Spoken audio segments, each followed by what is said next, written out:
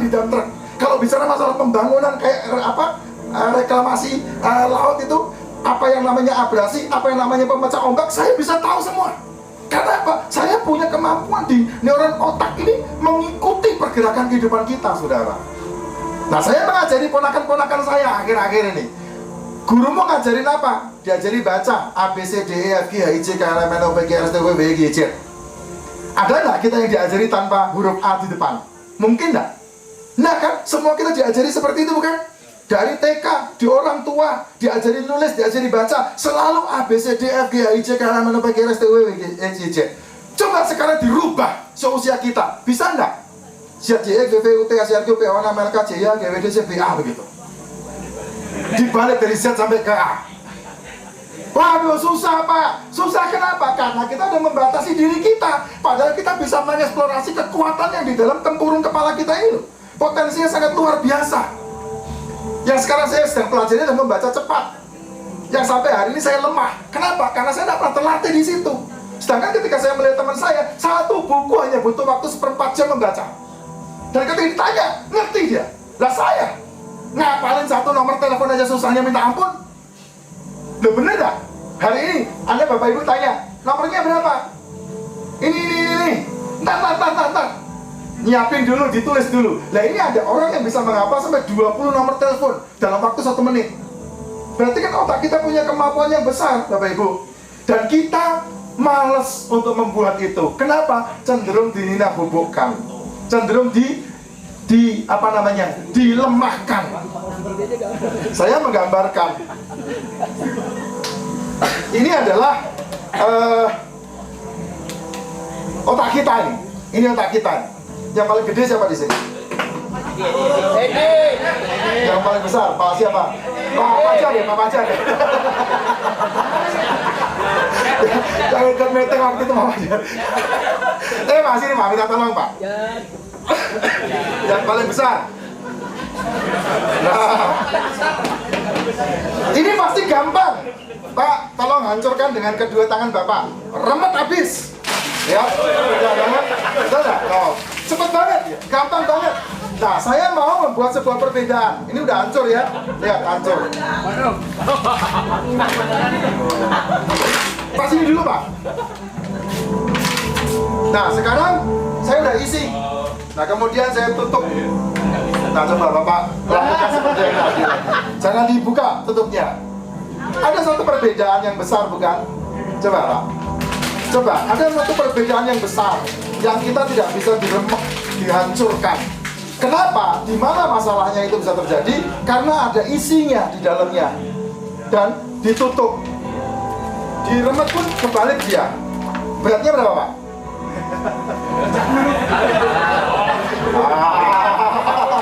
Berapa beratnya Pak? 90. Berarti kalah berat sama saya 96. Lihat, berat saya 96. Kekuatannya sangat dahsyat. Nah ini yang saya bilang, makasih Pak. Neuron otak kita kalau dikembangkan potensinya sangat hebat. Dia punya kekuatan yang besar. Dan yang luar biasa adalah setiap apapun yang kita pelajari selalu menumbuhkan jaringan neuron baru. Setiap apapun. Nah, permasalahannya adalah kita punya neuron otak itu banyak yang ngambang, tidak nyambung. Kenapa bisa begitu? Karena yang kita pelajari seringkali terbentur. Alah males. Ini susah. Aduh kamu aja deh, jangan saya. Udahlah, cinta saya aja lah, biarin aja lah, nggak usah dikerjain. Nah, kita membuat semua yang kita punya kemampuan hancur, gagal karena diri kita sendiri. Sama seperti game tadi, sama seperti Hairub tadi. Hairub ini sudah saya taklukkan semua. Jungkir balik di Flying Fox, saya udah lakukan. Kalau tadi Bapak Ibu rappling begini, saya udah lari dari atas ke bawah. Semua bisa dilakukan. Kalau orang bilang nggak bisa, coba lakukan. Karena apa? Karena kekalahan kita hanya sebatas pikiran. Dan untuk menaklukkan pikiran itu hanya satu caranya, lakukan. Nggak ada cara lain Bapak Ibu. Simple bukan? Simple. Tidak perlu pakai rumus matematika yang jelimet. Hanya lakukan. Coba. Saya teringat kata-kata Thomas Alva Edison. Dia bilang begini, sekian banyak karyawannya, dia komplain sama Edison, Pak Edison, kita ini udah gagal 709 kali. Mau apa lagi? Capek.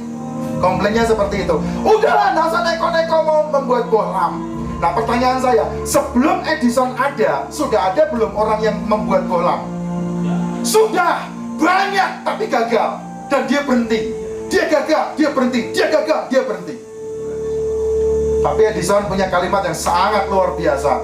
Rekan-rekan, kamu salah. Kita bukan gagal 709 kali, tapi kita sudah menemukan cara yang salah 709 kali. Buat yang ke 710, buat yang ke 711, buat yang ke 712, sampai yang ke 860. Laboratoriumnya dia kebakar, dan semua orang bye-bye sama dia. Aduh, udahlah jangan banyak bacot. Udahlah jangan banyak intrik macem-macem. Gagal mah gagal aja dah. Terima aja, nggak usah neko-neko. Kamu seperti bunga merindukan bulan. Kamu seperti apa lagi? Katak dalam tempurung. Macam-macam kata-katanya. Saudara, bukankah itu adalah ujian untuk memperpanjang neuron otak kita, untuk memiliki sesuatu kapasitas yang besar? Dan setiap kita ketika kita masuk dalam dunia kerja, dunia kehidupan, pasti alami seperti itu. Jujur, bener nggak? Pasti. Nah, ketika Edison laboratoriumnya kebakar semua, Edison bilang apa? Udah, panggil anak istrinya. Dipanggil istrinya, dipanggil anaknya, dan kalimat yang keluar dari mulutnya, kapan lagi mama sama kamu nonton api sebesar ini kalau bukan hari ini? Besok nggak akan ada lagi. Coba, gila nggak? Hanya masalah sebatas pikiran aja, saudara. Dia mengelola pikirannya untuk tidak masuk ke dunia masalah. Dia harus fokus ke solusi. Dan selesai laboratoriumnya habis, semua pers bilang sama dia, kamu udah hancur, kamu udah hancur, kamu udah hancur, kamu udah hancur. Mau apa lagi? Tapi kalimat yang keluar dari mulutnya dia dahsyat.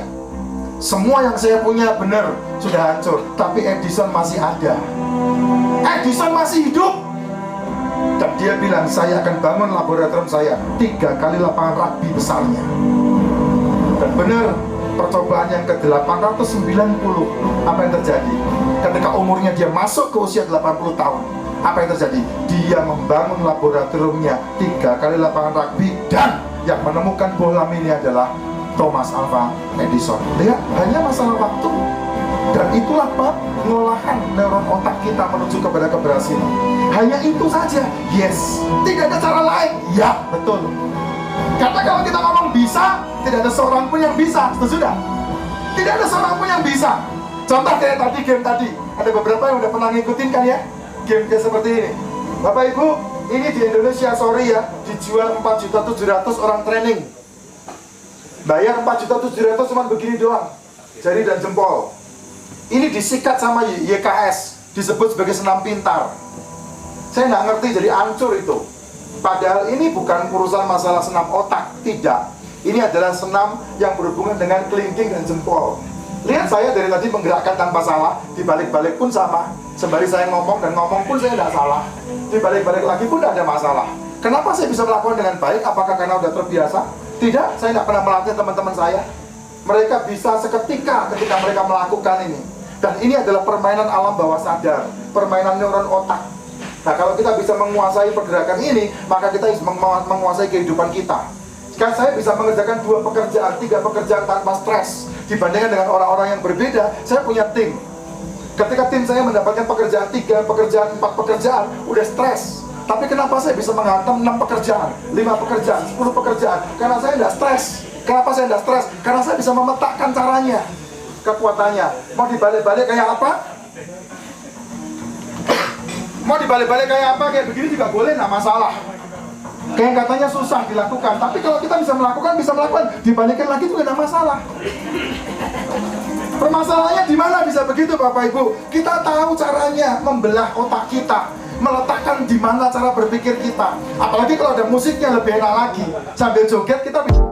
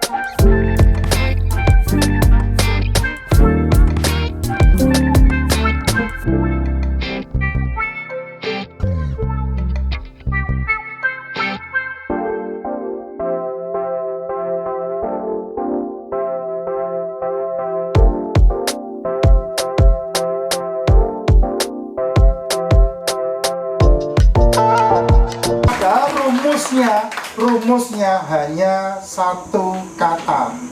Jangan bukan satu kata, rumusnya satu kalimat. Jangan lihat. Coba dari tadi perhatikan saya menggerakkan tangan saya. Mata saya kemana? Nggak ngelihat gerakan saya. Betul nggak? Fokusnya ke solusinya, bukan ke masalahnya. Masalahnya kan jadi dan jempol kan? Nah, coba aja Anda belajar caranya begini. Nanti kan nggak kelar-kelar.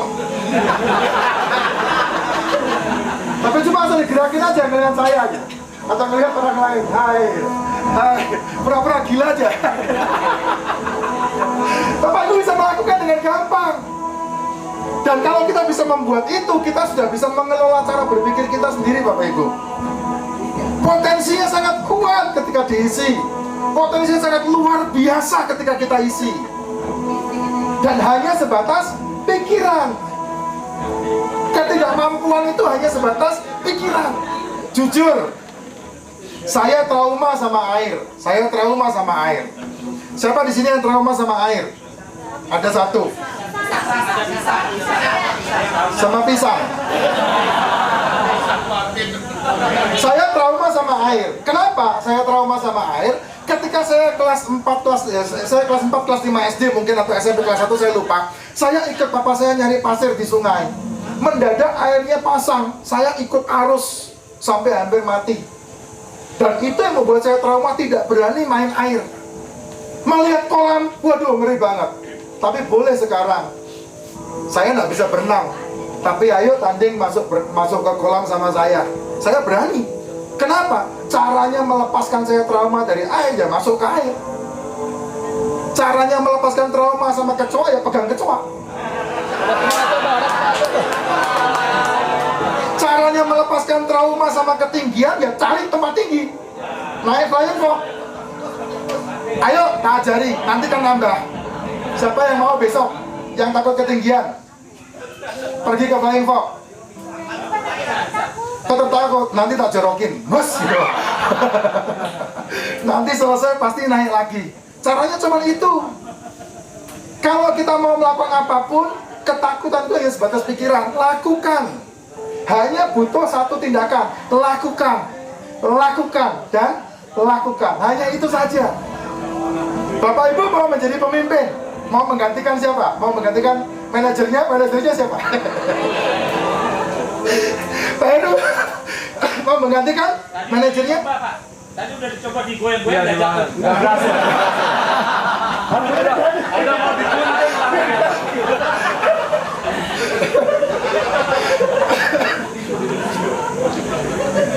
Kita hanya punya ketakutan saja. Makanya kerjaan kita hanya bekerja saja. Kita tidak pernah berani bermimpi. Berani tidak sekali-sekali ketemu sama Pak Heru? Pak Heru, 2 tahun dari sekarang kedudukanmu tak gantiin. Siap-siap cari pekerjaan baru. Nah, kan kuncinya kalau beliau tidak naik, Anda tidak akan duduk di kursinya dia kan? Betul tidak? Makanya Anda harus berani membuat sebuah keputusan dalam diri. Dan kalau kita berani melakukan itu, saya berani kasih tahu Bapak Ibu, itu 100% berhasil. 100% berhasil. Yang pernah, tadi Pak Heru kan ketemu saya, langsung tanya, Pak, anaknya bagaimana? Sudah pulang dari San Francisco belum? Sudah. Sekarang di UPH tahun depan udah lulus kuliah.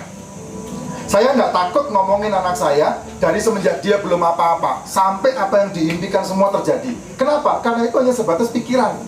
Kita bisa membentuk semuanya, itu tergantung dari diri kita sendiri. Contoh, ketika dia kepengen bermain basket, dia udah tuliskan mencari pemain basket. Siapa yang diidolakan sama dia? Allen Iverson. Dan dia tulis di tulisan fotonya dia, aku pemain basket sehebat Allen Iverson. Dia tulis di kamarnya, dia baca ketika bangun pagi, dia baca ketika dia mau tidur. Dan dia impikan itu. Latihan terus berjalan. Nggak mungkin dong bisa menjadi pemain hebat tanpa latihan. Nggak akan itu, bohong. Terus kemudian dia kepengen 2012 memenangkan DBL. Ditulis 2012 menang DBL. Lawannya nggak mungkin bisa membuat dia menang. SMA 9 Bandung nggak mungkin bisa menang. Tapi ternyata ketika final mereka ketemu. Dan ketika mereka ketemu, semua ciut. Kenapa? Karena selama sparring partner nggak pernah menang. Sekolah anak saya sama SMA 9 Tapi motivasi yang saya kasih ke anak saya dengan tulisan juara DBL 2012 itu menggema ke hatinya dia, diucapkan setiap hari. Dan kemudian ketika ditujukan ke pelatihnya tidak percaya. Nah, ketika mau final sama SMA 9, apa BBM saya, SMS saya, kalau impianmu besar, peduli setan sama faktanya. Impiannya apa? Juara DBL 2012. Faktanya apa? Tidak pernah menang sama SMA 9. Kalau impianmu besar, peduli setan sama faktanya. Karena apa? Fakta itu tidak ada. Yang ada impianmu apa? Dan itu yang menjadi fakta utama. Sampai hari ini saudara, saya masih memimpikan punya 5.000 anak asuh yang saya biayai sendiri. Padahal udah berkali-kali saya punya anak asuh gagal. Tahun 97 saya punya 22 anak asuh, hancur karena tahun 2000-nya bangkrut, habis. Terus kemarin ikut tim di Malang, saya menjadi supporter untuk membentuk anak asuh. Terbentuklah yayasan yang namanya Yayasan Selamat Pagi. Duit saya udah banyak masuk ke sana, ada 88 anak. Tahun 2007 habis, saya nggak ikut lagi. Karena apa? Masalah ekonomi. Tapi impian punya 5.000 anak asuh, saya sampai hari masih menggebu-gebu dan tidak takut ngomong sama siapapun yang saya jumpai. Kalau sampai mati dan tidak terbukti 5.000 anak asuh, kagak apa-apa. Anak saya pasti nanti melanjutkan misi itu. Saya korbannya, karena sukses tidak pernah terjadi tanpa korban. Korban perasaan anak saya kan, bapaknya keluar-keluar di mana pengen punya panti asuhan 5.000 anak asuh kan. Korban perasaan anak-anaknya kan. Ya makanya nanti ada hawa alam universe ini yang akan membawa dia masuk dalam impian itu. Dan itu pasti terjadi. Contoh Paul Getty menjadi raja minyak. Dari mana? Dari mimpi bapaknya. Yang menjadi raja minyak bukan bapaknya, tapi siapa? Paul Getty-nya. Paham maksud saya Bapak Ibu ya? Ini kekuatannya. Betul, ketika final jeger. Dan itu membuat Bandung tahun 2012 terperangah. SMA 9 kalah 79-32 sama Trinitas. Dan Trinitas juara di BL 2012. Dan itu terjadi loh. Terus kemudian 2011 dia tulis first team di BL 2013. Tahun 2012 itu dia tulis first team. Dan ketika tahun 2013 baru tanding gelombang pertama, kalah itu sekolahan. Bayangkan aja, habis juara umum kalah tanding pertama. Anak saya bilang, gagal deh, nggak jadi ke Amerika. Padahal ditulisnya first team di BL 2013, saya ke USA. Ditulis jelas-jelas kalimatnya.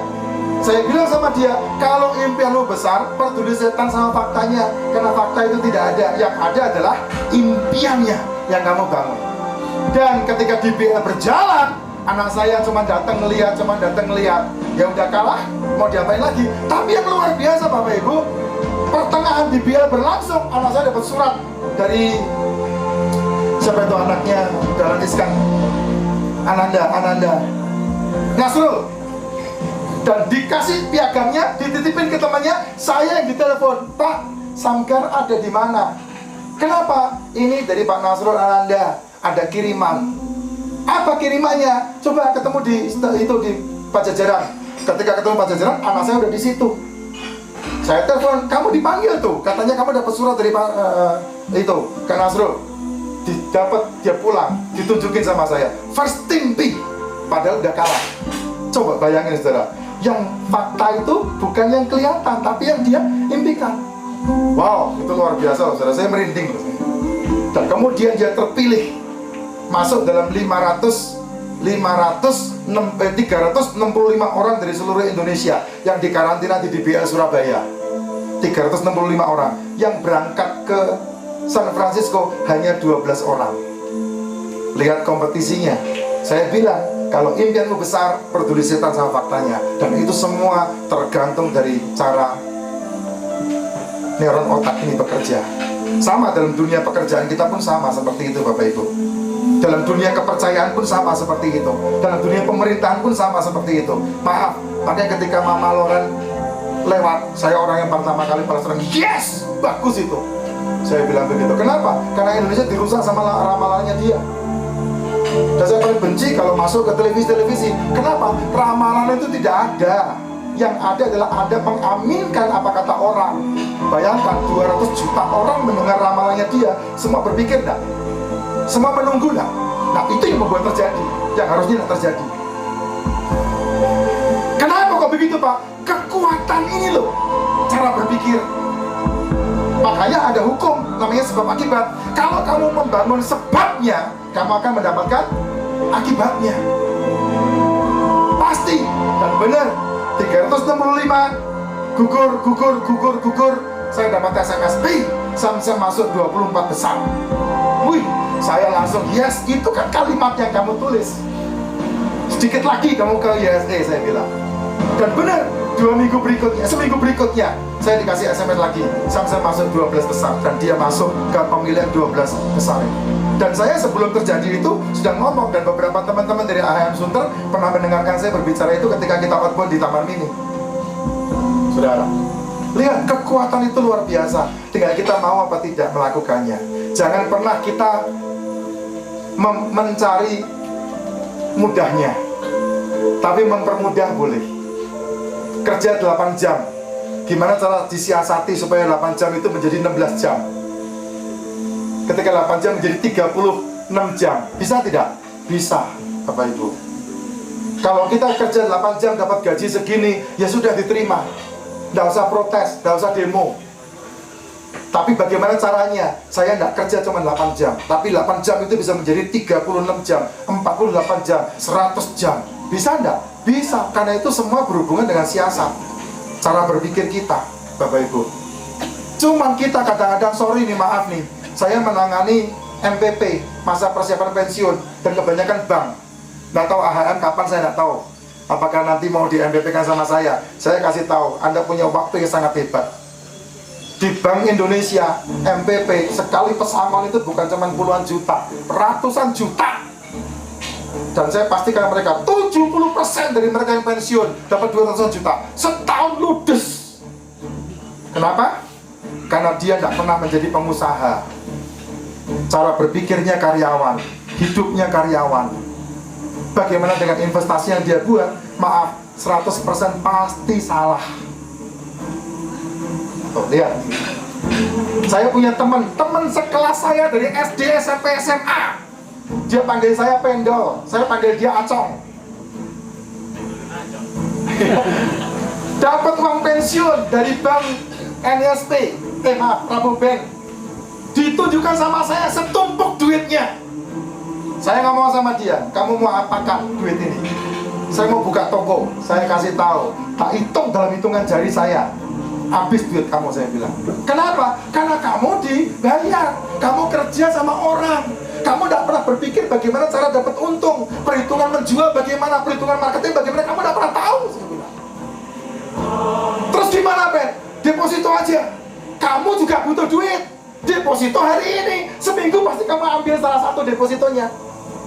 Yang 5 juta kah, yang 10 juta kah, pasti kamu ambil. Ludes pasti, saya bilang. Terus gimana investasi yang harus saya lakukan? Mau menurut saya apa enggak? Saya kasih pilihan investasi. Saya beri garansi, pasti bagus, saya bilang. Sampai hari ini, saudara, sama-sama saya memulai, saya tunjukkan cara memulainya. Dia tidak memulainya, dia udah bilang begini, "Pan, duitku udah habis." Saya bilang sama dia, 9 jutaku udah jadi 50 juta, saya bilang. Tapi kamu gak mau ngikut, ya sudah. Kita gak pernah ngerti, betul? Dan ini terjadi 70%, Bapak Ibu. Kemarin saya meeting dengan BTPN, sama.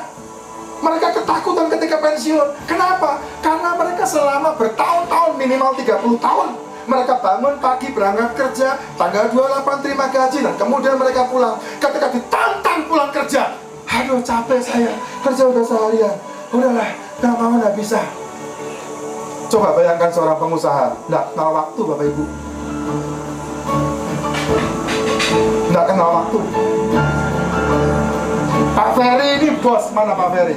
Pak Ferry ini CEO-nya Mitra Bangunan. Pak Ferry. Tapi Anda boleh tanya sama dia, siapa yang turun sampai ke Papua, siapa yang turun sampai ke Makassar, siapa yang turun sampai ke Manado, siapa yang turun sampai ke Kalimantan. Beliau turun Coba kalau kita membuat usaha kayak begitu, tak jamin Anda lebih percaya sama orang. Udah kamu berangkat deh, berapa ongkosnya? Habis duit Anda. Usaha beda sama kerja Bapak Ibu. Kerja Anda pergi kemana ada uang saku. Nah kalau usaha bangkrut, kos keluar, dan harus tahu marginnya berapa. Betul tidak? Makanya perusahaan-perusahaan karena ketakutan karyawannya punya masa depan yang mengerikan itu, ada yang namanya MPP. Nah, saya membuat training untuk MPP namanya Beautiful Life. Yang semuanya dikupas itu training lah 5 hari, itu full itu 5 hari. Bisa ngantuk-ngantuk itu. Tapi kalau orang itu ngerti untuk MPP itu seperti apa, dia akan menerima dengan baik. Dan itu, hanya sebatas neuron otak. Daging empuk di bawah tempurung kepala kita itu potensinya sangat luar biasa. Dan kalau kita bisa mengendalikan itu, wow, dahsyatnya itu luar biasa Bapak Ibu. Kekuatannya itu luar biasa. Dan kemenangan kita akan bertambah, dan bertambah. Hanya sebatas itu. Gampang? Kayak game-game yang kita tadi lakukan, sebetulnya kalau kita mensiasati mudah banget. Cuman karena kita udah terbiasa, terdikte, ya udahlah. Contoh yang tadi di belakang sound system itu namanya game apa itu? Alcatraz. Masalahnya apa di game itu? Komunikasi. Tapi karena kita nggak aware, apa tadi aku injek ya lupa. Ya udah coba aja deh. Kalau kita bicara ya. Betul nggak? Nah kan itu cuman intinya adalah 5 warna, yang mana yang bom, mana yang tidak kan? Lem 1, kotak 3, lem 2, kotak 2, kotak 3, lem 4, kotak berikutnya, kotak. Hanya itu sebetulnya. Dan itu kalau kita bisa ngerti rule-nya seperti itu, kerjaan itu mudah, nggak capek Bapak Ibu. Cuma karena kita seringkali gampangin. Terus kemudian, coba. Akan ada yang lain, biar aja yang lain lah. Nah inilah yang membuat kerjaan kita seringkali terbentur. Apalagi PPIC ini ada di Sunter, ada di Kerawang, ada di Cikarang. Yang komunikasinya kadang-kadang berbentur jarak. Mau ketemu saja, yang kalau menurut perhitungan waktu cuma 30 menit, 40 menit, bisa menjadi berapa jam? Berjam-jam. Contoh kayak tadi pagi aja, 6:30 Sunter berangkat, jam 7 Cikarang berangkat. Sampai ke 72 duluan mana? Duluan Cikarang. Nah kayak begitu, kita melihat kondisinya bisa kayak gitu. Dan kalau kita bisa mensiasati, kuncinya hanya satu, mensiasati. Kalau kita bisa mensiasati, pasti semuanya akan bisa kita kerjakan dengan baik. Siap? Siap. Pulang dari sini, tidak ada batasan. Mau Cikarang, mau Kerawang, mau Sunter, Anda masih bisa berkomunikasi. Saya di tim ada grup bus sendiri, grup kaos sendiri, grup souvenir sendiri. Ada Bu Putri di dalam grup souvenir di sana. Grup order pembicaraan kebutuhan materi, ada Bu Ida di sana. Ada pemateri di sana. Ada terus kemudian bus, ada grup bus sama Pak Gugi yang mengurusin di bus. Saya hanya kontrol saja dan komunikasi. Untuk makan, Bapak Ibu, udah ada bagian makannya, resto sama bagian finance kami.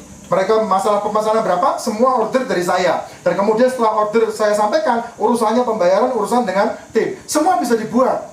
Apalagi PPIC punya grup sendiri. Kan belum ada 250 orang kan PPIC kan? WhatsApp kan 250, berapa itu? 256 kalau nggak salah. Ya kan? Saya punya grup direktur seluruh Indonesia, jumlahnya 186 orang. Kami punya grup sendiri. Kami punya grup broker seluruh Indonesia, jumlahnya 238 orang. Bapak Ibu butuh tanah di mana saja, saya punya listnya. Padahal saya ngurusin outbound. Di Kerawang ada, di Sunter ada, di Jakarta ada, Gatot Subroto ada, yang katanya Gatot Subroto ada tanah. Saya punya listnya. Ada link di sana. Saya juga bergabung dalam satu kekuatan komunitas leadership, dan salah satunya adalah Wakil Gubernur Sumbar, Sumatera Barat. Ada di sana link saya. Semua bisa diatur, komunikasi sekarang mudah banget Bapak Ibu. Dan cilaka kita kalau kita tidak pernah bisa memanfaatkan media sosial, teknologi, dan kita justru malah Cooper, susah ini. Aduh, hang mulu WhatsApp bisa di reset, nggak perlu di delete. Itu chattingan saya mau 1 bulan 2 bulan di depan masih ada semua dan tidak perlu di delete, hanya butuh di reset. Gampang, semua bisa, dan itu semuanya dikendalikan sama neuron otak kita. Lakukan yang terbaik dan kita bisa. Saya bisa. Saya bisa. Saya Honda. Selamat pagi dan sukses buat kita semua.